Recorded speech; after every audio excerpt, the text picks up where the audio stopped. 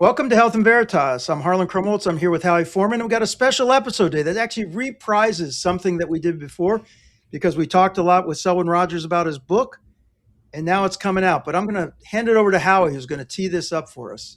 Yeah, we're really excited about this. We're just re-releasing the podcast, first time we've ever done that, mostly because today, July 7th, the day that we're releasing this, the book Healing the Gun Violence Epidemic is out from Penguin Random House. And we thought this was a moving interview for so many reasons.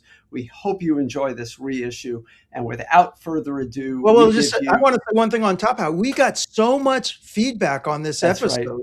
And if you Yes. haven't listened to it, it's really worth it. I mean, the way that he tells the stories, this is a trauma surgeon who's talking about what he confronts every day, how he retains his humanity. This is something he's expressed in the book, but I mean, really, we were It's moved to do very this touching. because it was just so well received. Yes. Without further ado, we give you our prior interview with Dr. Selwyn Rogers. Dr. Selwyn Rogers is a trauma and critical care surgeon serving as the founding director of the University of Chicago Medicine Trauma Center. He is also the inaugural James E. Bowman Jr. Professor of Surgery, the Section Chief of Trauma and Acute Care Surgery, and Executive Vice President for Community Health Engagement at the University of Chicago. He previously served in leadership positions at Temple University, at Harvard University, and Texas University Medical Branch. Dr. Rogers' research focuses on understanding how race and ethnicity impact surgical outcomes with an emphasis on addressing health disparities in underserved populations. His upcoming book, Healing the Gun Violence Epidemic, Ending Violence, Rebuilding Communities, and a Trauma Surgeon's Vision for Restoring Hope, draws on his experience leading trauma care on the South Side of Chicago and is set to be released on July 7th. Dr. Rogers earns his bachelor's and medical degrees from Harvard before completing both his surgical residency and fellowship at the Brigham and Women's Hospital. He also holds a master's degree in public health from Vanderbilt University. First, I just want to welcome you to the podcast. I've spent the last few days watching some of your presentations online, and I'm just compelled by the fact that you're able to practice trauma surgery, manage a busy trauma service, and at the same time be sort of a sociologist and a scholar looking at public health principles as they apply to violence and how do we tackle the violence epidemic in this country, and specifically how it disproportionately affects marginalized and minoritized populations. I wanted to hear from you, since you're writing this book or you've written this book right now. What is your hope that comes out of writing a book, which is one more task that most of us don't get to do in our careers? Well, first, Howie and Harlan, I want to say thank you for the opportunity. My good friend, Dr. Albert Coe, who's a public health specialist in his own right in the world of infectious diseases, introduced us. So I thank you for the opportunity to be on your show. I would actually say I was probably informed by all of those experiences, including Albert as my roommate in residency, but also having ties, having trained with Paul Farmer and Jim Kim in residency and medical school to really think more broadly about what role we can have in our society beyond the very important role of the patient-doctor relationship. To address your question specifically, Howie, it started 3 years ago after a very awful night of trauma call. And a lot of what I write is informed from my personal experiences as a trauma surgeon on the South Side of Chicago. So it was one of those nights where you just pause and you reflect on the, if you will, the inhumanity of man to man, person to person, and one more senseless death to gun violence in a teenager. And 2 o'clock in the morning, and I just felt like saying, "What the?" And you can fill in the blank. And but I was still on the call, and so it's not like I could run away and do what I typically do, spend time with my wife and family to recharge. But I had to keep on going. And in that moment, it something overwhelmed me, and I started using the note function on my phone, and I wrote freeform several hundred words just to try to make sense of the moment, at least from my perspective. I couldn't make sense of the moment for that family, that young teenage boy, but to make sense of where I was in that moment. And I put it away. It was a bit cathartic in some ways, and then my pager went off, and I was back to doing what I was called to do that night. And I went back to it several days later, and because of the impact that the event had on me, I reread it and I said, wow, this touches something that I didn't quite know I had.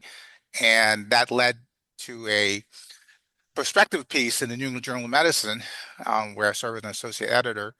And I don't think it was um, my intentionality to write a book. That's was a byproduct of 3 decades of being in this work, seeing up close and personal the impact of gun violence on people and on communities. And all along the way, I've always been informed that the best trauma center is one that you don't need. You're glad that it's there, but ideally, it's something that you never actually use. And so the important role of prevention kept echoing in my mind. Every time I would see a young man or a boy or a girl or a woman affected by gun violence, I often thought, well, could this have been prevented? And a fundamental question I've always had was not what happened. We often can focus on what happened. And that has a connotation that the person was at fault. It was their, error. They were in the wrong place at the wrong time, whatever the narrative that we would like to put on that person so that we don't make that person us. And in the context of that, I often ask the question more fundamentally, what was a person's life like an hour before, a week before, a day before, a decade before? And I think those are the questions that I really tried to explore in the book through a combination of experiences that I personally have had, my trauma team, a dedicated group of professionals across many disciplines, anesthesiology, nursing, critical care, social work, chaplaincy, that meet the moment every day for people on the worst days of their lives. Also, thinking really critically, how can we do something differently than we currently are doing? I wanted to say you've written really powerfully about the moments when you have to tell families that their loved one has died. I wonder for those listening who've never been in that room, can you take us into that room? Give us some sense of what that's like, what words you use, how you handle it, and how you manage it as a human. Thank you for that question, Harlan. It's a profound one that gives me chills every time I try to answer it. And what I often start off with is what was going on the couple minutes before. So someone is violently injured, riddled with bullet hole, and in the moment, um, we trauma surgeons and the trauma team go through a very stereotyped set of reactions. You go into this almost automatic mode, and it's not a moment to talk about your feelings, right? It's not a moment to be in your feelings, as the young people would say. It's a moment to do the job. And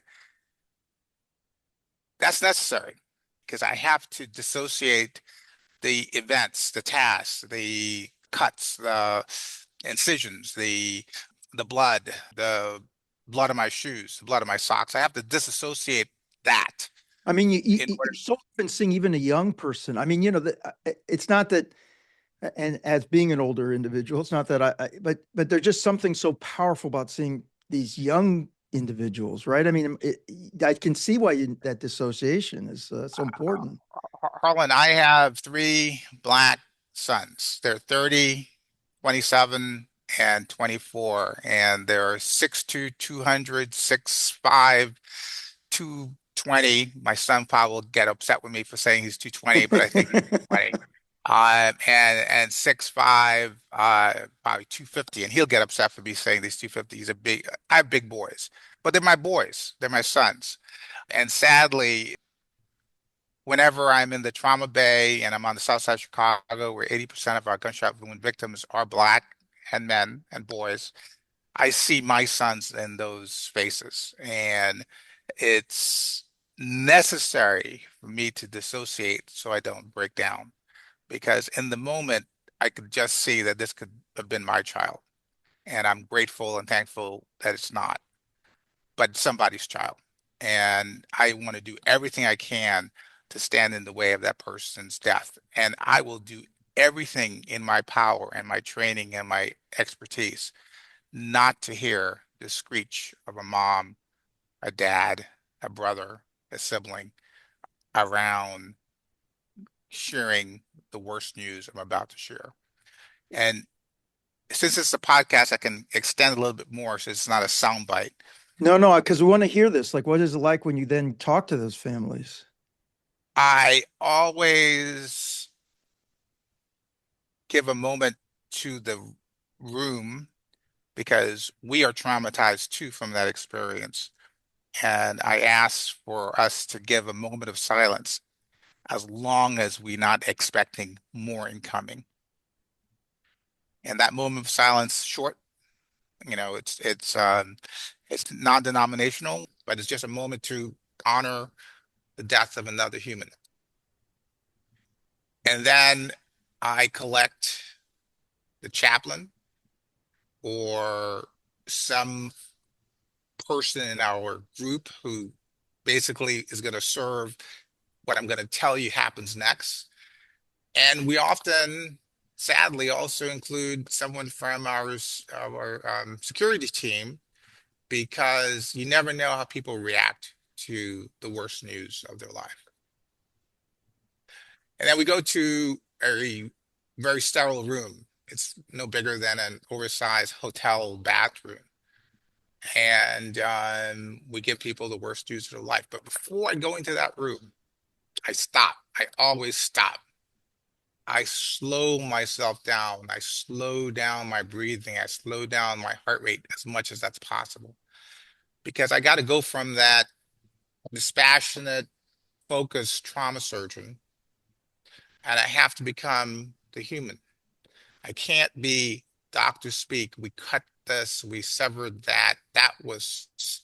That's not what people want to hear. At least that's what not what most people want to hear. They want to hear that you did everything. But more before that, when you open that door, we call it the quiet room. When you open that door to the quiet room, which is a misnomer because it's never quiet, they look at your face. And most people, before you say anything, anticipate what you're going to say. And I'm always struck by that moment because I always, I'm 6'4", 200 pounds myself. So I always make myself small in that moment. The first thing I do is I sit down. I don't want to hover over people. I don't want to tower over people. I sit down.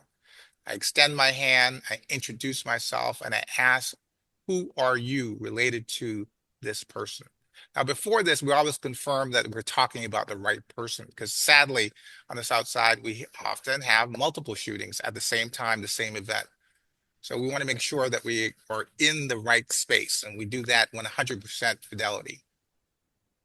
But I always start with, who are you and what do you know?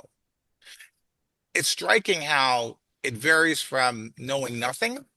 I just got told to come here to I was there and I saw him breathing to I fear what you're going to tell me to silence. But I always start with who are you? And then I ask a question that's an open-ended question to give them back some power. How did you learn of this tonight? It's often night. And that gives me a little bit of insight because as they're talking, I'm trying to read them as much as I can read a human that I've never met before. And in that moment, I give pause. And because of having done this way too many times, I am direct. I look them in the eye and I tell them their son, their daughter, their dad, whatever relationship they said they had to this human is dead. And I use that word. I am explicit about that word. Not a euphemism, not past, not dead. And I stop. I don't say anything else. I wait. And sometimes that wait is very uncomfortable. But in that space, you give people an opportunity to process. And people do many different things. I've seen people literally get up and not say anything and walk out the room, and I never see them again. Other people demand that I go back and save their loved one. You didn't do enough. Why are you here? And many people then ask the next question, what happened?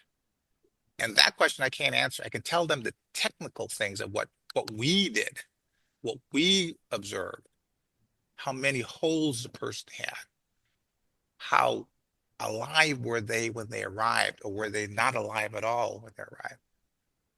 And then the next question always, especially from parents, I want to see my child. And sometimes that's the most difficult request and the hardest demand to make, because in the case of violent crime, it's a crime scene. And they, from edict of the Chicago Police Department, actually can't touch their loved one. They can see them, but they can't touch them. There are times then that the devastation of the remaining body, because at that point it's not a life anymore, it's just a body, excuse me, it's so awful that as a parent, I will say something like, I don't know if I want your last memory of your child to be this, but that's your choice. I wouldn't make that choice, but you have to make that choice for yourself. So I try to humanize it as much as possible. I brought up the faith-based person that we bring in, and they come from many different faith traditions. The full spectrum. We don't have any. There's no denomination that's not represented in our chaplaincy group, but it's because I know that whatever I say won't be enough. However I say it, no matter how I say it, won't be enough. And I can't, sadly, give that family what they want most, their loved one back. So then there are lots of other logistical things that our chaplain, our violence recovery program team do to try to fill that gap. How can I see the body? Where's the body going to go? Funeral services. Who else needs to know? Or just the beginning of a grieving process. And then my pager goes off, and I'm off to the next room. I almost, Howie, I almost feel like we need a moment of silence. It just to honor all those people that you've seen. So, and I want to hand it over to Howie for the next question, but how many of those deaths have you seen? Hundreds? I mean, Lavish once said, a French surgeon at the turn of the last century, surgeons take their deaths to their grave, the deaths of their patients. And the worst ones are the ones, for me, who are young, who come in talking, who say, am I going to die? And I say, no, because I don't have any other thing to say, right? I'm trying to build a therapeutic relationship with this human who is clutching to their life. And I need to give them that moment of hope, whatever. So I say, always no. But I've learned that's the worst thing I could say, because I can't predict the future. And when those people who came in talking, who asked that question, and they die, I hold on to those until I die. Mm. How do you process this degree of moral trauma, of personal trauma that you experience in your work routinely? How are you able to recover from that? Are there strategies that you take that would allow you to be able to get out there and fight another day? It's a great question. Howie, I'll tell you, at the beginning of my career, I trained in Boston at the Brigham Women's Hospital. That's where Albert and I met. And as a young faculty member, I vividly remember, it's like it was yesterday. So I was probably 32, 33, junior faculty. I was on trauma call, and a 30-year-old, so not that much younger than me, came in shot in the head and progressed very rapidly to death, but brain death. And for those in the listening audience, brain death is when the brain dies, but the body still functions. The heart beats, and in this case, he had a ventilator breathing for him, so his lungs rise and fall with each tidal volume. Skin's warm. Looks like you're sleeping, except you have a devastating traumatic brain injury from which you will never wake up again. You'll never be the essence of who you are again. And that's a patient that I was faced with. However, I had to do the next step, talk to the mother of this dead person. And I struggled. How was I going to tell a 50-something-year-old mother, who could be my own mother, that their son was dead? And when I went to the quiet room, the waiting room, to meet the mom, she was clutching a 5-year-old girl in her hand. And it's like 3 o'clock in the morning. I don't know why 3 o'clock, 2 o'clock is always the time that these things happen, but it was kind of surreal because it was just the three of us. And at the time, I was a young father myself. I had two kids. My third son wasn't born yet. Actually, was just born. He's like 1 year old. And I was like, what am I going to say? I got to do this complicated thing, explain brain death. Mother doesn't have anyone else to leave the 5-year-old with. So what are we going to do with the 5-year-old? I mean, I was doing all these calculations in my head. The mother looked at me and said, I want to see my son. And I want his daughter to see her dad. And I recoiled initially. I said, that 5-year-old girl does not need to see her dad this way because he's no longer with us. And I began to try to explain what brain death was. And she looked at me with steely eyes. I need to see my son. Who denies a mother that right? I said, well, what about the little girl? She needs to see her father. So I took them back, prepared some time with the nursing staff to kind of let them know what was going to happen. And then I saw the most beautiful thing I've ever seen. What I saw was a mother take her grandchild into that room, held her son's hand for the last time, had her granddaughter hold her dad's hand, and told her granddaughter to say goodbye to her father.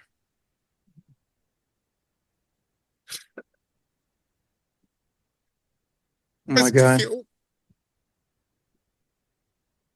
That was 30 years ago. Oh my God. It stays with you. Let me ask you this. And I just feel the need to say what a privilege it is to have you share this with us and be able to share with others. After all these years, has your view of responsibility changed? Do you think differently now than maybe when you started about who's responsible for these outcomes? So often in society, people want to focus on individuals, but what about communities and systems and structural racism, and what would have happened for these people to be in safer environments versus the environments that they're in.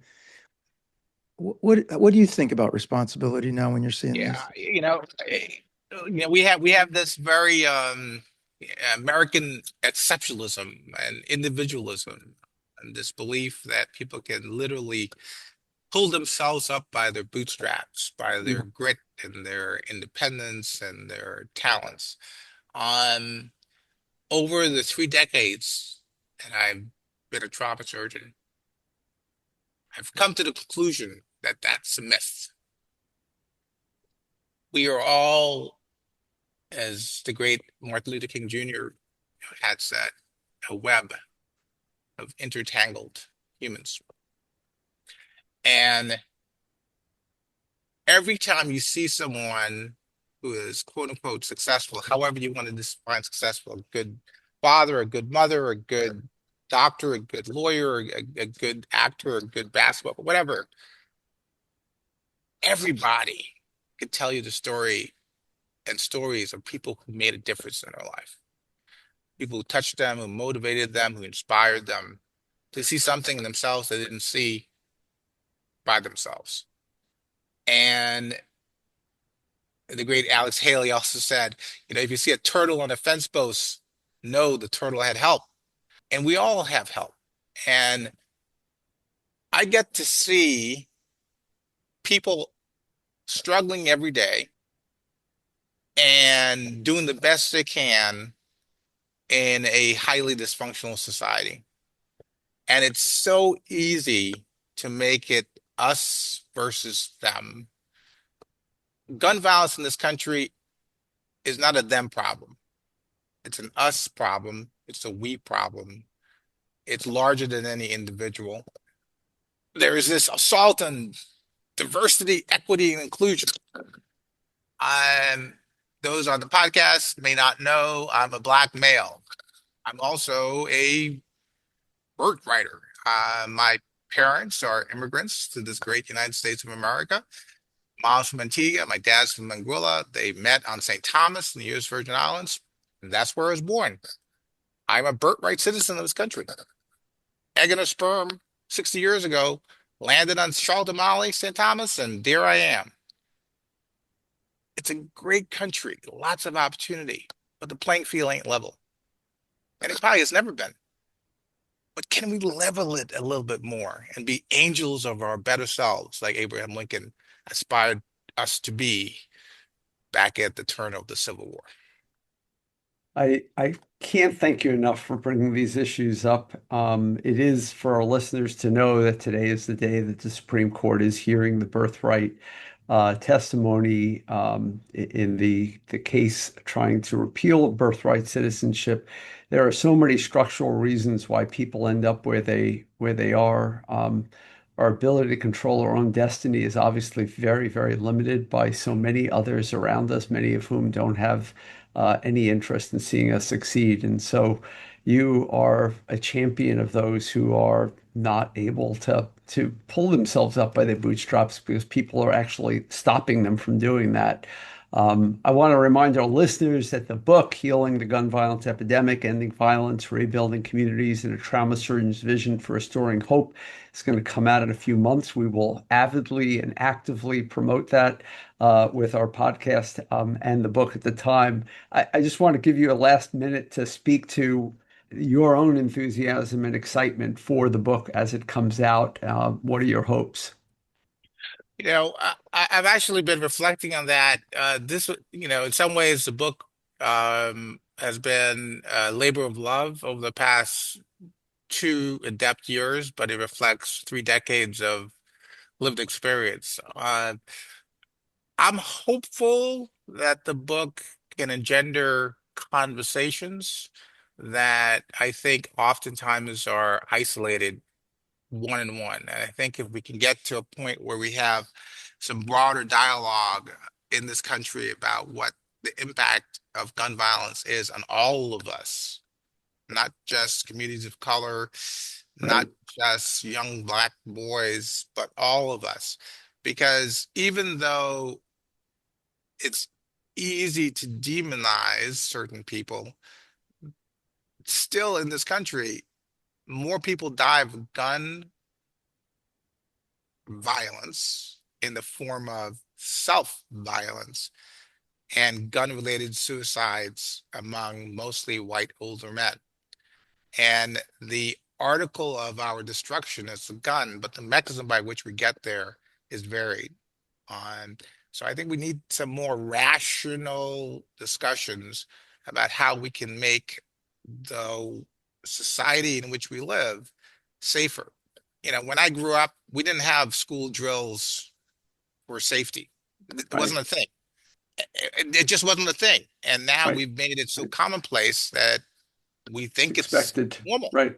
Yep. And even though we talk about mass shootings as if they're the epitome of gun violence, they're less than 1% of all shootings. Most shootings are self-inflicted or one person against another person. And until we look at this as a holistic, our problem, that we have to work together across ideologies, across race, ethnicity, across political affiliations. I think we have to really acknowledge that this is our unique American problem. And we've been blessed to be able to solve some of the world's problems to date. So let's rally together and work together to solve this one. Let me ask you just one closing question, How, if you'll let me. I think this is worth letting this go a little bit longer. And I also want to just say for our listeners, my goodness, you didn't realize you were going to be in Shanghai when you were going to give this interview. You're talking to us in the middle of the night. It's a gift you gave us not to cancel on us and to share your wisdom. And I just want to thank you for that. But the book, Healing the Gun Violence Epidemic, your subscript to that is, as Howie said, ending violence, rebuilding communities. But it ends with this: a trauma surgeon's vision for restoring hope. Can you just, in a very short bit, just say, what is your vision for restoring hope? Because I want to end here on a positive note. This has been a very powerful and highly emotional for you, for us. I mean, we've all, this has touched all of us. But give us, what is your vision for restoring hope? Thank you, Harlan. I need to say I'm pathologically optimistic. I'm riddled with optimism. Even after all this, it's what makes me go to sleep crying in bed and wake up the next day thinking that today is going to be better than yesterday. And that pathological optimism is a hope that I bring. What I think is that when we work together, we can solve big problems. And what we have to get over is the siloing that's happening across America. We got to think we're all in this together, be it first generation, seventh generation, it doesn't matter. We're all in this together. So your vision for hope is? My vision for hope is working together for a common cause. The common cause is we can beat this problem. We can beat this problem of all of us. We work together. If we work together. Yep. Thank you. We appreciate you've honored us with this podcast. You've honored us with this podcast. We really thank you for this opportunity, Howie and Harlan. Thank you so much. And we look forward to seeing the book come out in July, and hopefully we'll see you again. So Howie, I'm so glad we did that. Yeah. Wow. Terrific person. I'd love to hear more feedback from people about what they think about it. Even as you hear it again, it's just as moving as the first time. And wish him great luck with the book. And he's someone that, I had only met during the course of the interview and now have great admiration for. That's right. Just remind everyone, you were listening to a re-released Health and Veritas episode in celebration of the release of the book, Healing the Gun Violence Epidemic, Ending Violence, Rebuilding Communities, and a Trauma Surgeon's Vision for Restoring Hope. So how did we do? To give us your feedback, keep the conversation going, email us at health.veritas@yale.edu or follow us on any of social media. And we always want to hear your feedback. Let us know what we can do better. Our ears are always open, and we urge you to do so. Health and Veritas is produced by the Yale School of Management and the Yale School of Public Health. To learn about Yale SOM's MBA for Executives program, visit som.yale.edu/EMBA. To learn about Yale School of Public Health's Executive Master of Public Health program, visit sph.yale.edu/EMPH. And thanks to our amazing superstar undergraduates, Gloria Beck and Donovan Brown, to our astounding producer, Miranda Schaefer, and to you, Howie, the best in the business. Thanks so much. Thanks, Harlan. Talk to you soon. Talk to you soon, Howie.